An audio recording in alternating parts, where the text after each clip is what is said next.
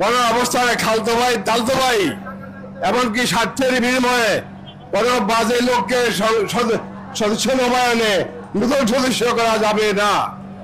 যদি কেউ দলের এই ধরনের কোন অপ্রীতিকর কাজ করে থাকেন তাকে দল থেকে বহিষ্কার করা হবে। আপনারা কি রাজি আছেন? শয়তানকে নিয়ে রাজনীতি আর করা যাবে না।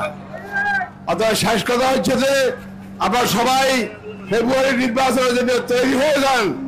সেই নির্বাচনে ইনশাল্লাহ বিএনপি জয়লাভ করবে এবং বিএনপি ক্ষমতা আসবেন ইনশাল্লাহ।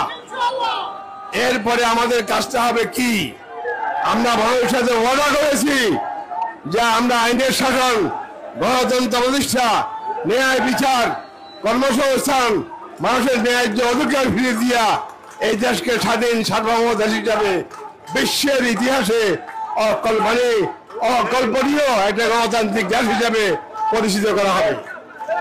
অতএব আপনারা যে যেখানে আছেন ঘরে ঘরে দুর্গ গড়ে তোলেন। বিশেষ করে আমি একটা অনুরোধ করব, আমরা অনেকেই আছি নিজেরা কিন্তু রাজনীতি করি, ঘরে দিয়ে খেয়াল রাখি না। আমাদের জনসংখ্যার মধ্যে অধিকাংশ ভোটার হচ্ছে কে? নারী। নারী ভোটারের সংখ্যা বেশি।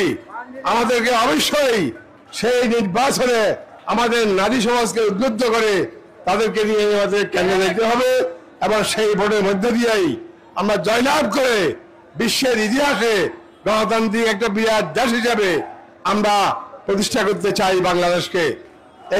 এই আশা ব্যক্ত করে আপনাদের সকলকে সশ্রদ্ধ সংগ্রাম আহ্বান জানিয়ে, সশ্রদ্ধ সালাম জানিয়ে, ওই নির্বাচনের প্রস্তুতি গ্রহণ করার উদ্যোগ আহ্বান জানিয়ে আমি আমার বক্তব্য শেষ করছি।